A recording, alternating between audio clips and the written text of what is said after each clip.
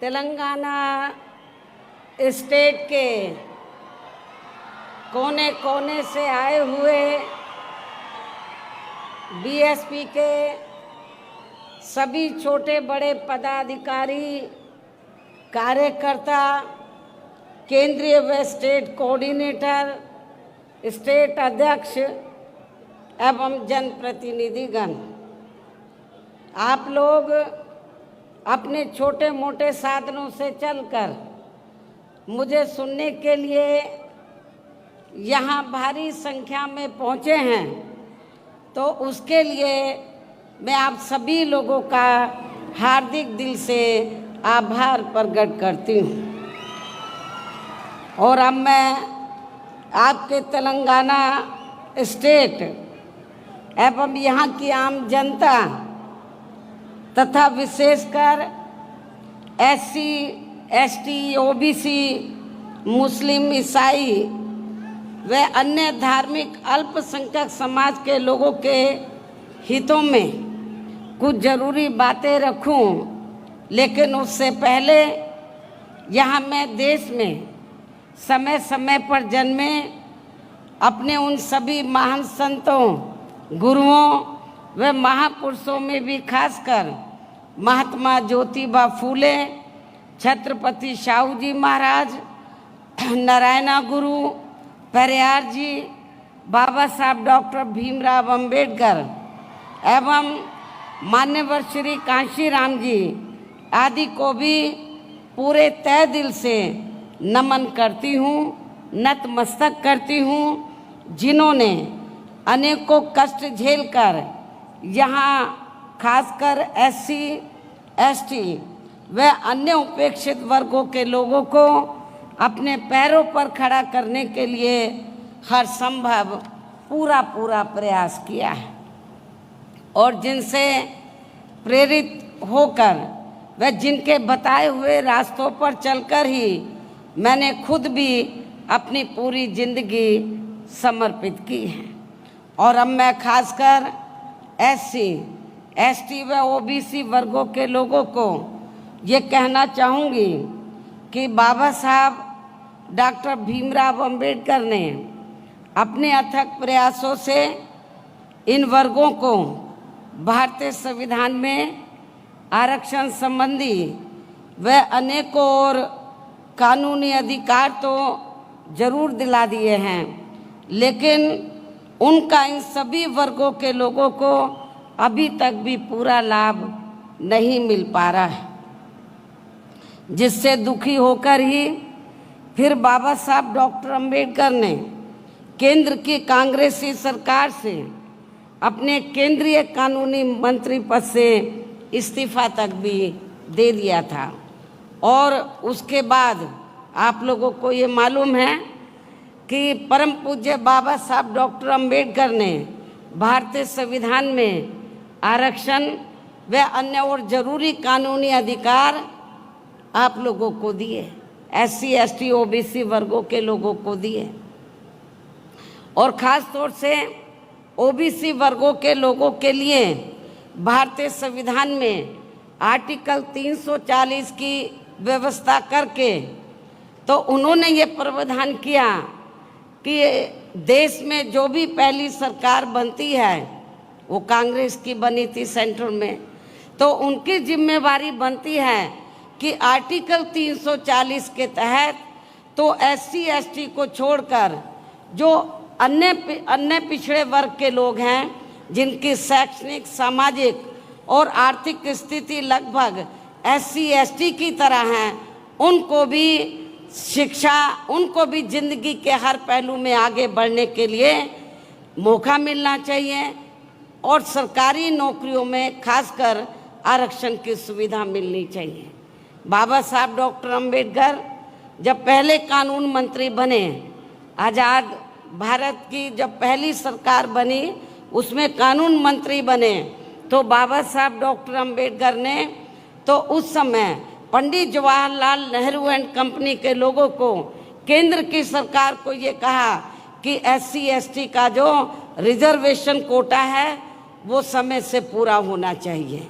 और इनके अलावा जो अन्य पिछड़े वर्ग के लोग हैं तो आप कमीशन बैठाएं, आर्टिकल 340 के तहत कमीशन बैठाकर जो जातियां छूट गई हैं उनको भी आरक्षण की सुविधा दें, उनको भी कानूनी अधिकार दें जिंदगी के हर पहलू में आगे बढ़ने के लिए। लेकिन कांग्रेस ने उस समय, केंद्र की सरकार ने, पंडित जवाहरलाल नेहरू ने बाबा साहब की बात नहीं मानी और जो उन्होंने आपको सरकारी नौकरियों में आरक्षण का कोटा दिया तो उसको भी पूरा नहीं किया और ना ही अति पिछड़े वर्ग के लोगों को आरक्षण की सुविधा दी और उसके लिए ना ही कोई कमीशन बैठाया। तो तब फिर बाबा साहब डॉक्टर अंबेडकर ने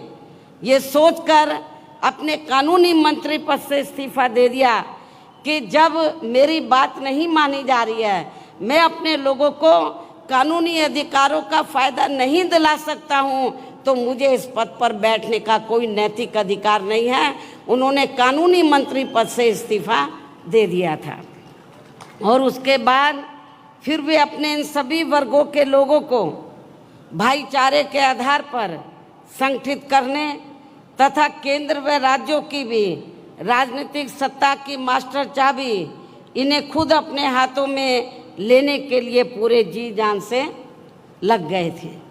बाबा साहब डॉक्टर अंबेडकर इस्तीफा देने के बाद चुप नहीं बैठे थे। उन्होंने फिर ये फैसला लिया कि इन लोगों को मैं भाईचारे के आधार पर संगठित करूंगा और इनको इस लायक बनाऊंगा कि ये केंद्र और राज्यों में राजनीतिक सत्ता की मास्टर चाबी खुद अपने हाथों में लें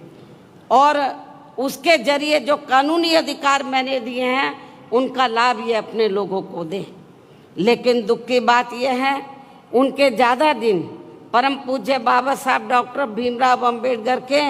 ज़्यादा दिन जीवित ना रहने की वजह से वे अपने इस मकसद में अपने जीते जी कामयाब नहीं हो सके। इतना ही नहीं बल्कि इनकी देहांत के बाद इन वर्गों में से स्वार्थी किस्म के लोगों की वजह से काफ़ी समय तक इनकी ये मूवमेंट आगे नहीं बढ़ सकी।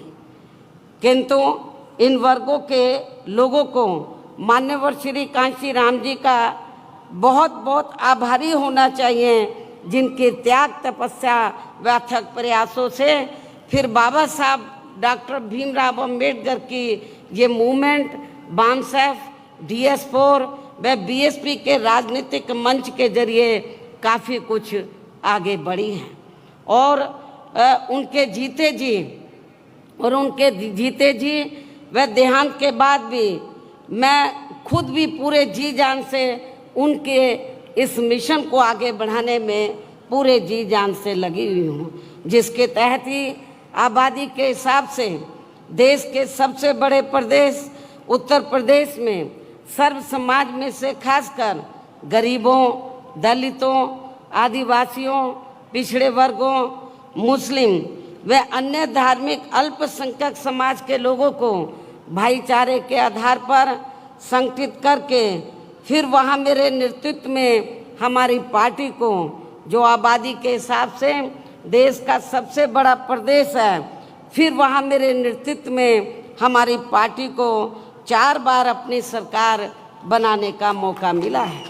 और वहाँ हमारी पार्टी ने राजनीतिक सत्ता की मास्टर चाबी के जरिए इन वर्गों के लोगों को कानूनी अधिकारों का पूरा लाभ दिया है। उनके विकास व उत्थान के लिए अनेकों ठोस कदम उठाए गए। कानून व्यवस्था को सख्त करके उन्हें स्वाभिमान की जिंदगी बसर करने का भी मौका दिया गया है। खासकर यूपी में SC, ST व OBC वर्गों का सरकारी नौकरियों में विशेष अभियान चला के अधूरा पड़ा आरक्षण का कोटा पूरा किया गया। इनको व अन्य सभी समाज के गरीब एवं बेरोजगार लोगों को भी दूसरी पार्टियों की सरकारों की तरह उन्हें बेरोजगारी भत्ता न देकर सीधे तौर पर रोटी रोजी के साधन भी उपलब्ध कराए हैं। यहाँ मैं आपको ये बताना चाहती हूँ, एक फैशन सा बन गया है नौजवानों की वोट को लेने का। जब भी इलेक्शन होता है, या पार्लियामेंट का हो या असेंबली का हो। खासकर कांग्रेस पार्टी का हमेशा हर चुनाव में ये कहती है कि जब हमारी सरकार बन जाती है, कांग्रेस बोलती है जब कांग्रेस पावर में आ जाएगी तो जो नौजवान गरीब बेरोजगार लोग हैं तो उनको रोटी रोजी के साधन तो उपलब्ध नहीं करा पाएगी, लेकिन उनको बेरोजगारी भत्ता 2-3 हज़ार रुपये जरूर दे देगी। मैं समझती हूँ ये ठीक नहीं है। हमारी पार्टी इसमें भरोसा नहीं रखती है, इस सोच में, इस नीति में भरोसा नहीं रखती है। और हमने केवल कहानी करके दिखाया। और उत्तर प्रदेश में मैंने अपनी चारों हुकूमतों में वहाँ पे जो नौजवान गरीब लोग थे, बेरोजगार लोग थे, उनको बेरोजगारी भत्ता नहीं, बेरोजगारी भत्ता क्या 4-5 हज़ार रुपये दे दो, उससे क्या आपका घर का खर्चा चल पाएगा? मैं समझती हूँ नहीं चल पाएगा। तो हमारी सरकार ने वहाँ दूसरी पार्टियों की तरह बेरोजगारी भत्ता ना देकर गरीब और बेरोजगार लोगों को, नौजवानों को हमने बड़े पैमाने पर वहाँ रोटी रोजी के साधन उपलब्ध कराए। और इतना ही नहीं, जो वहाँ पर भूमिहीन गरीब लोग थे उनको खेती करने के लिए हमने 3-3 एकड़ के हिसाब से सरकारी फ्री ज़मीन भी दी। लेकिन आपके तेलंगाना स्टेट में मुझे मालूम हुआ, यहाँ के आपके तेलंगाना स्टेट के जो मुख्यमंत्री हैं श्री केसीआर के बारे में मुझे मालूम हुआ कि इन्होंने हमारी सरकार की नकल तो ज़रूर की यहाँ पर, लेकिन उसको ज़मीनी हकीकत में अमली जामा नहीं पहनाया। इन्होंने कहा कि जो दलित वर्ग के लोग हैं या गरीब लोग हैं उनको 3-3 एकड़ हम खेती करने के लिए ज़मीन फ्री देंगे, लेकिन उन्होंने ऐसा नहीं किया। केवल कागजों में ज़रूर ज़मीन दे दी, लेकिन ज़मीनी हकीकत में, प्रैक्टिकल में आप लोगों को ज़मीन नहीं दी है। हमने उत्तर प्रदेश में सरकारी खर्चे से गरीब आवासहीनों के पक्के मकान बना कर दिए। जिनके पास अपने घर नहीं थे, सरकारी पैसे से हमने पक्के मकान बना कर दिए। और इतना ही नहीं, जो SC ST वर्ग के लोग जिन्होंने बैंकों से कर्जा लिया हुआ था अपने छोटे मोटे काम के लिए और वो पैसा नहीं, कर्जा अदा नहीं कर पाए थे, हमने सरकार के पैसे से उनका कर्जा अदा किया, कर्जे से मुक्त उनको कराया हमने। ऐसे अनेकों और भी महत्वपूर्ण फैसले लिए गए जिससे इनकी काफ़ी हद तक आर्थिक स्थिति मजबूत हुई है। साथ ही डॉक्टर अंबेडकर ग्राम विकास योजना व मान्यवर श्री कांशीराम जी शहरी विकास योजना के तहत गांवों व शहरों में रहने वाले दलितों एवं अन्य उपेक्षित वर्गों के लोगों की बस्तियों को भी सभी जरूरी सुविधाओं से जोड़ा है, जिनकी जातिवादी सरकारों में चलते यहाँ हर स्तर पर काफ़ी ज़्यादा उपेक्षा की गई है। इनके अलावा सर्व समाज में से गरीबों, बेरोजगारों, मजदूरों, कर्मचारियों, किसानों, व्यापारियों व अन्य मेहनतकश लोगों के हितों में भी अनेकों ऐतिहासिक कार्य किए हैं, जिनकी काफ़ी कुछ जानकारी आपके स्टेट के लोगों को भी है, उन्हें मैं दोहराना नहीं चाहती हूँ। इतना ही नहीं, बल्कि हमारी पार्टी की रही सरकार ने विशेषकर दलित एवं अन्य उपेक्षित वर्गों में जन्मे अपने महान संतों, गुरुओं व महापुरुषों आदि को भी विभिन्न रूपों में पूरा आदर सम्मान दिया है। इनके सम्मान में नवनिर्मित जिलों के नाम रखे गए तथा जनहित की अनेकों योजनाएं भी शुरू की गई। इनके आदर सम्मान में ऐतिहासिक स्मारक, गार्डन, पार्क आदि बनाए गए तथा इनकी काफ़ी भव्य प्रतिमाएं भी लगाई गई, जिनकी इन सब मामलों में विरोधी पार्टियों की रही सरकारों में वहाँ काफ़ी उपेक्षा की गई है। जबकि आपके यहाँ तेलंगाना स्टेट में बीएसपी के थोड़ा मजबूत होते ही अब यहाँ की वर्तमान श्री केसीआर की पार्टी की जो सरकार है वो अपने राजनीतिक स्वार्थ में खासकर SC ST व OBC वर्गों के मसीहा परम पूज्य बाबा साहब डॉक्टर भीमराव अंबेडकर के नाम पर कुछ सरकारी स्थलों के नाम रखने तथा उनकी ऊंची प्रतिमा लगाने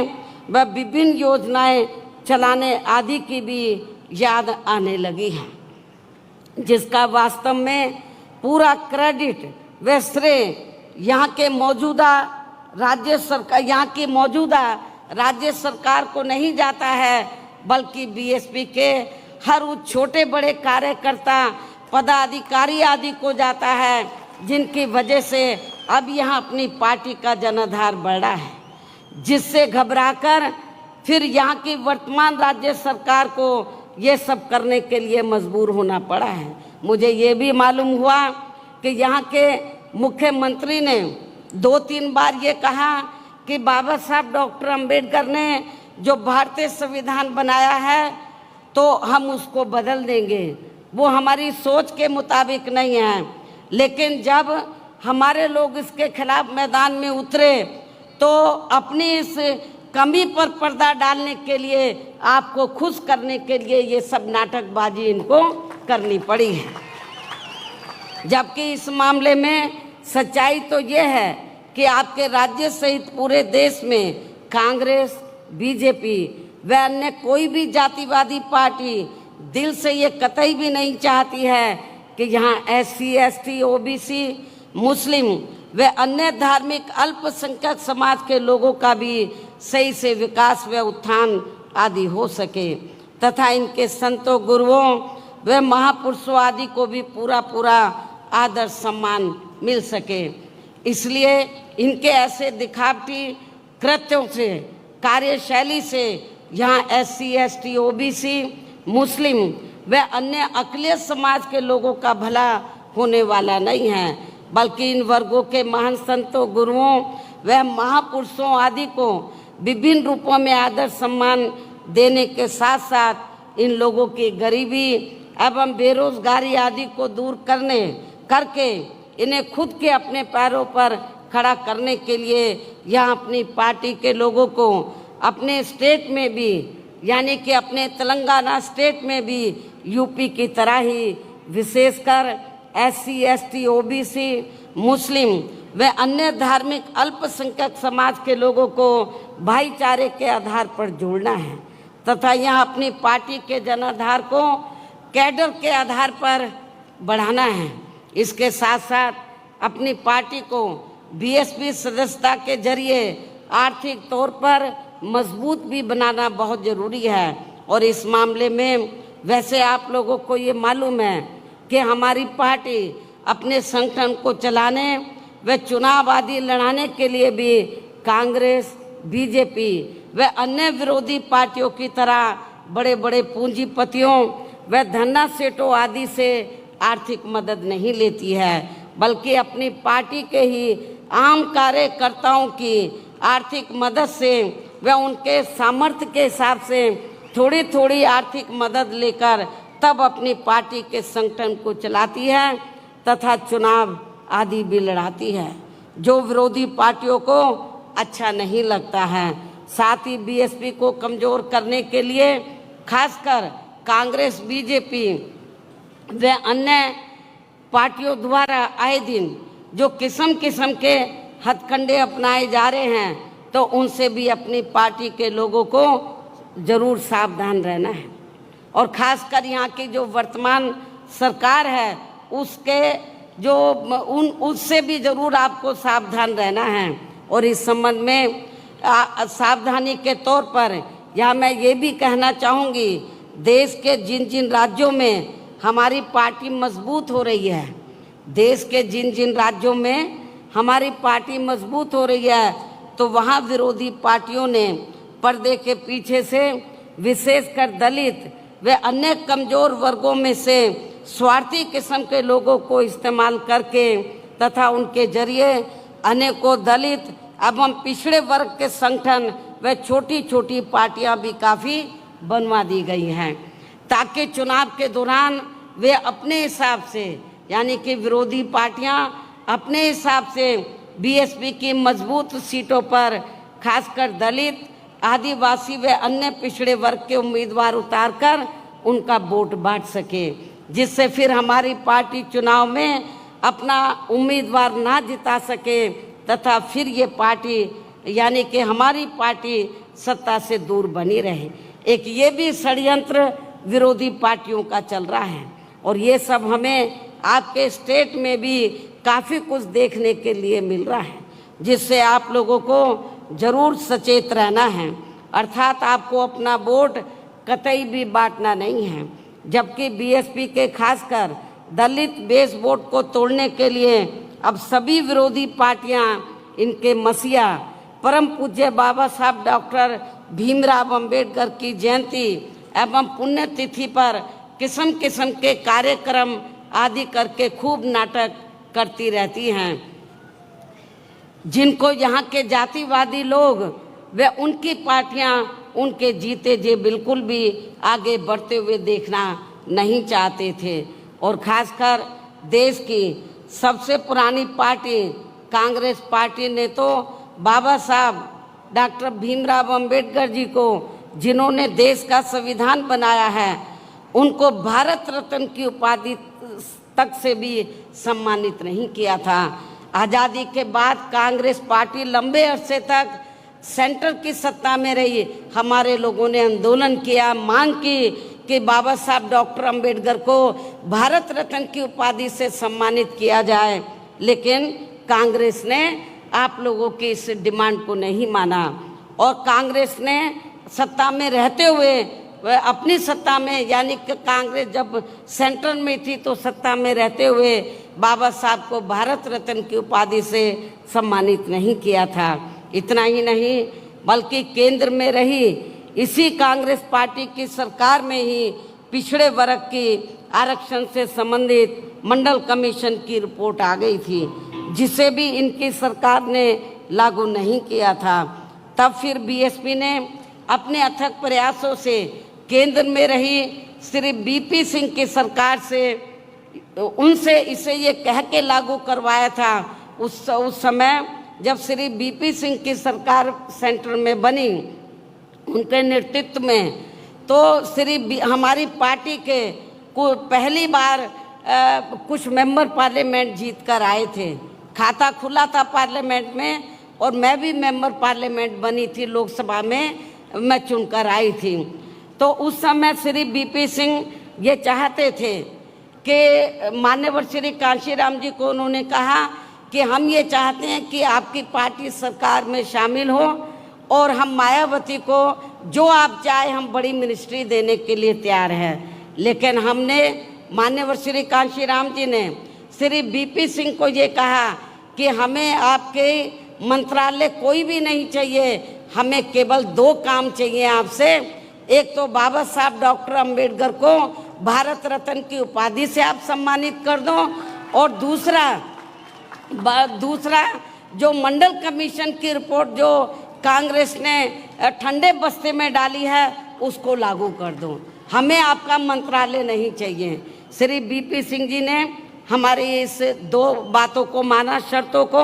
और तभी फिर उनकी ही सरकार में बाबा साहब डॉक्टर भीमराव अंबेडकर को भी भारत रत्न की उपाधि से सम्मानित किया गया था। इसके साथ साथ कांग्रेस पार्टी ने इनको लोकसभा, आप लोगों को ये मालूम है कि कांग्रेस ने तो बाबा साहब डॉक्टर भीमराव अंबेडकर को उनके खिलाफ और सभी हिंदूवादी ताकतों को इकट्ठा करके कांग्रेस पार्टी ने बाबा साहब को लोकसभा में जीतकर सीधा नहीं जाने दिया था। इतना ही नहीं बल्कि बाबा साहब के देहांत के बाद इनकी मूवमेंट को आगे बढ़ाने के लिए अपनी पूरी जिंदगी समर्पित करने वाले बीएसपी के जन्मदाता एवं संस्थापक मान्यवर श्री कांशीराम जी के देहांत होने पर उस समय केंद्र में रही कांग्रेस पार्टी की सरकार ने उनके सम्मान में एक दिन के लिए भी राष्ट्रीय शोक घोषित नहीं किया था, राष्ट्रीय झंडे नहीं झुकाए थे। हालांकि इन सब मामलों में बीजेपी व अन्य विरोधी पार्टियां भी कोई कम नहीं रही हैं, जो अब सरकारी कार्यों को भी अधिकांश प्राइवेट सेक्टर को ही देकर इनके आरक्षण को ही धीरे धीरे खत्म करने में लगी हैं, क्योंकि प्राइवेट सेक्टर में अभी तक भी इनके लिए अलग से कोई आरक्षण की व्यवस्था नहीं की गई है। खासकर SC व ST के कर्मचारियों को अब पदोन्नति में आरक्षण का भी पूरा लाभ नहीं मिल पा रहा है। इसके साथ ही अपने अपने राजनीतिक स्वार्थ में इन वर्गों के लिए केंद्रीय व राज्य स्तर पर घोषणाएं तो खूब की जा रही हैं, लेकिन ज़मीनी हकीकत में उनका बहुत कम लाभ ही इन्हें मिल पा रहा है। कहने का तात्पर्य ये है कि पूरे देश में अब इन वर्गों के लोगों को ऐसी सभी विरोधी पार्टियों के कतई भी बहकावे में नहीं आना है। और आप लोगों को यहाँ की जो वर्तमान राज्य सरकार है, तो वो तो आप लोगों को गुमराह करने के लिए तो नंबर 1 पर है, किस्म किस्म के नाटक करने में माहिर है, लेकिन आप लोगों को इनके बहकावे में बिल्कुल भी नहीं आना है। और इन्हें अपनी केवल आप लोगों को केवल अपनी एकमात्र हितैषी पार्टी BSP को ही मजबूत बनाकर उसे कामयाब बनाना है, जो कहने में बहुत कम व कार्य करके दिखाने में ही ज़्यादा विश्वास रखती है। अर्थात BSP की कथनी व करनी में कभी कोई अंतर नहीं होता है, यानी कि BSP जो कहती है उसे करके भी दिखाती है। आप लोगों को ये मालूम है, यूपी में 4 बार हमारी सरकार बनी। हमने सरकार बनाने से पहले जब हम चुनाव में गए, असेंबली के चुनाव में, हमने दूसरी पार्टियों की तरह कोई अपना मैनिफेस्टो जारी नहीं किया। हमने कहा हम पावर में आ जाएंगे तब हम अपना मैनिफेस्टो जारी करेंगे, हम क्या करना चाहते हैं। हमने 4 बार कोई अपना मैनिफेस्टो जारी नहीं किया, और जब सत्ता में आ गए फिर हमने बता दिया कि हम क्या करना चाहते हैं। इन्हीं ज़रूरी बातों के साथ ही अब मैं आप लोगों से यही कहना चाहती हूँ कि यहाँ आपके तेलंगाना स्टेट में जब भी विधानसभा के आम चुनाव होते हैं, आप लोगों को मालूम है कुछ महीने का बाकी बचे हैं, तो तब फिर यहाँ आपको अपने स्टेट में भी अपनी पार्टी को सत्ता में लाने का हर संभव पूरा प्रयास करना है। लोग उसके बाद लोकसभा के आम चुनाव होंगे। लोकसभा आम चुनाव में भी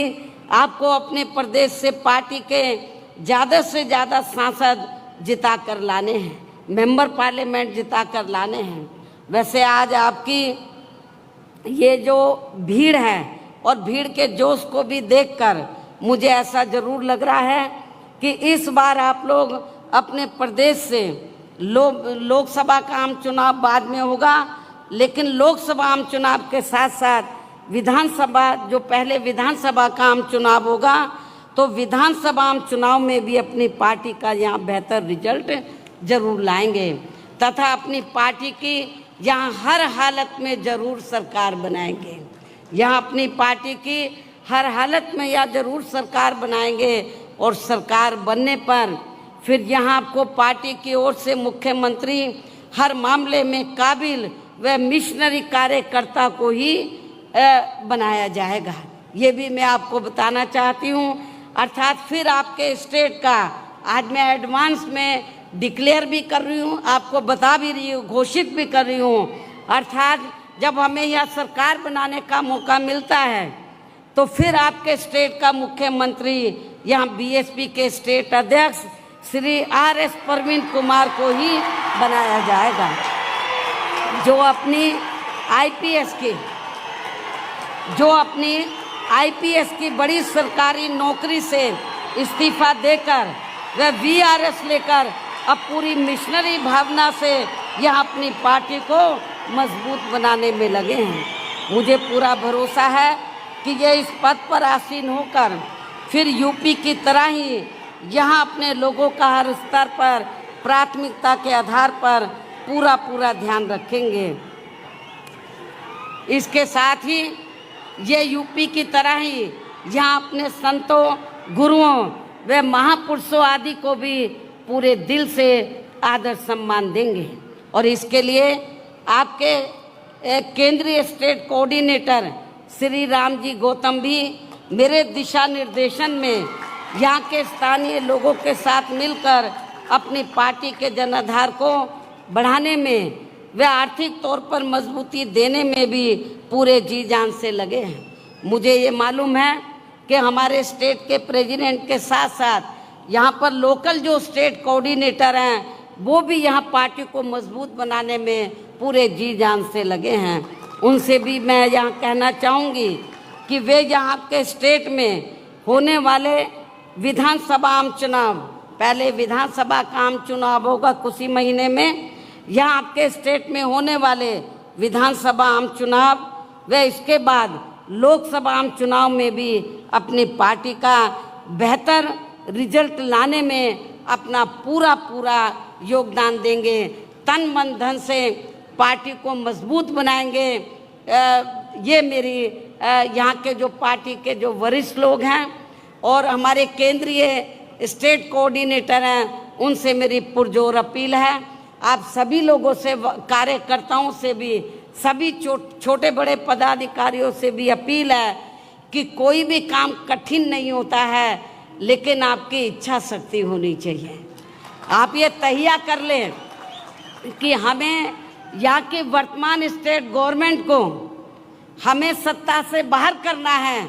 जो ये सपना देख रहे हैं कि हम बाबा साहब का संविधान बदल देंगे, आप लोगों को संविधान, आप लोगों को इस लायक उनको नहीं छोड़ना कि वो संविधान बदलने के लायक हो। उनको सत्ता से बाहर करके आप लोगों को सत्ता पर काबिज होना होगा। आपको मेहनत करनी होगी।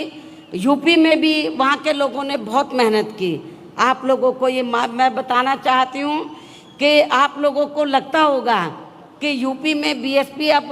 थोड़ा कमज़ोर क्यों हो रही है। बीएसपी कमज़ोर नहीं हो रही है। वहाँ पर जब तक उत्तर प्रदेश में बैलेट पेपर से चुनाव होता रहा, हमारी पार्टी का जनाधार आगे बढ़ा है, बराबर बढ़ा है। और जब से चुनाव ईवीएम से हो रहा है तो समझ में नहीं आ रहा हमारा वोट कहाँ चला गया है। तो उसमें काफ़ी हेरा फेरी की है, धांधली ये की जा, पहले कांग्रेस करती थी, अब बीजेपी कर रही है, स्थानीय पार्टी भी कर रही हैं। लेकिन जब ये लोग ईवीएम में धांधली करते हैं, कभी कभी धांधली करने वाले लोग जिनको ये इस्तेमाल करते हैं, कभी कभी उनका सिस्टम फेल भी हो सकता है। इसलिए आप लोगों को ठंडे होकर नहीं बैठना है। तो चाहिए ईवीएम से कराएं, कुछ भी करें, आप लोगों को हर प्रकार की तैयारी करके तो यहाँ पर अपनी सरकार बनाना बहुत ज़रूरी है। आप लोगों को मालूम है यहाँ की कुछ स्थानीय समस्याएं थी। जब आंध्र प्रदेश आपसे, आपका पड़ोसी स्टेट है, तो जब ये तेलंगाना उसी का हिस्सा था, तो तेलंगाना के लोग ये स्ट्रगल कर रहे थे, इस क्षेत्र के लोग, कि उनका अलग से स्टेट बनना चाहिए। बहुजन समाज पार्टी पहली पार्टी थी जिसने पार्लियामेंट में पूरी दमदारी से आवाज़ उठाई और ये कहा कि तेलंगाना अलग से स्टेट बनना चाहिए। और इसके समर्थन में हमने पूरी तैयारी के साथ जब बिल आया तो हमने पूरा सपोर्ट किया, उसके समर्थन में वोट दिया। इसलिए मैं आपको ये कहना चाहती हूँ कि आपके तेलंगाना में जो वीकर सेक्शन के लोग हैं, दलित, आदिवासी, पिछड़े वर्ग के लोग बड़ी तादाद में हैं। आदिवासी लोगों की हालत काफ़ी ज़्यादा खराब है, दलितों की भी हालत काफ़ी ज़्यादा खराब है, पिछड़ों की भी। नौजवान लोग इधर बेरोज़गार हैं। यहाँ पर भर्ती होती है, धांधली होती है, भर्ती में घपला होता है। और जब लोग आवाज़ उठाते हैं तो उनकी आवाज़ को दबाने का पूरा प्रयास किया जाता है। हमारे लोग जब मैदान में आते, स्ट्रगल करते हैं, तब ये जांच बिठाते हैं। ये लोग नहीं चाहते कि आप लोगों को रोटी रोजी के साधन मिले।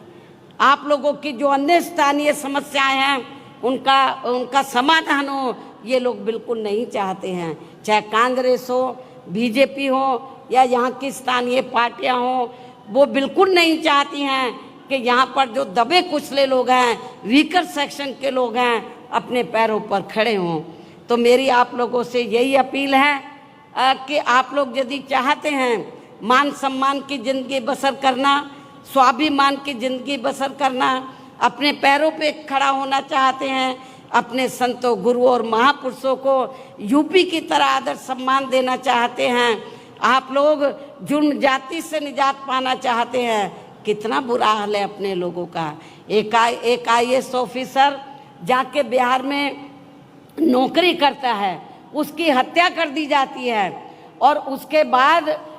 जो हत्या में शामिल होता है वहाँ के वर्तमान राज्य सरकार उसको रिहा कर देती है, लेकिन यहाँ का आपका मुख्यमंत्री चुप रहता है और कुछ आवाज़ नहीं उठाता है। BSP ने इसके खिलाफ आवाज़ उठाई। ये गलत हो रहा है, लेकिन यूपी में हमने जो दबे कुचले लोग थे, जो पिछड़े वर्ग के लोग थे, उनको पूरा न्याय दिया, उनके ऊपर जुर्म जाति नहीं होने दी। हालांकि हमने जो फैसले लिए, दूसरी पार्टियां उसकी नकल करने की पूरी कोशिश में लगी रहती है, लेकिन वो जातिवादी मानसिकता होने की वजह से उनकी नीयत साफ नहीं है, इसलिए वो लोग उसका फ़ायदा आप लोगों को नहीं दे पा रहे हैं। तो मेरी आप लोगों से फिर पुरजोर अपील है कि कुछ ही महीनों में असेंबली का चुनाव होगा। आप लोग चुनाव से पहले अपने संगठन को मजबूत करें, पार्टी के जनाधार को बढ़ाएं, खास तौर से वीकर सेक्शन में, माइनॉरिटीज़ में, और जो अपर कास्ट में से गरीब लोग हैं, मेहनतकश लोग हैं, उनको भी तैयार करें, सर्व समाज को जोड़ें, बहुत बड़ी ताकत बनाएं, जनाधार को बढ़ाएं, और ताकि आप लोगों की अपनी सरकार बने। इसी उम्मीद के साथ अब मैं आप लोगों का और ज़्यादा समय न लेते हुए आप लोगों से यही रजा लेती हूँ। जय भीम, जय भारत।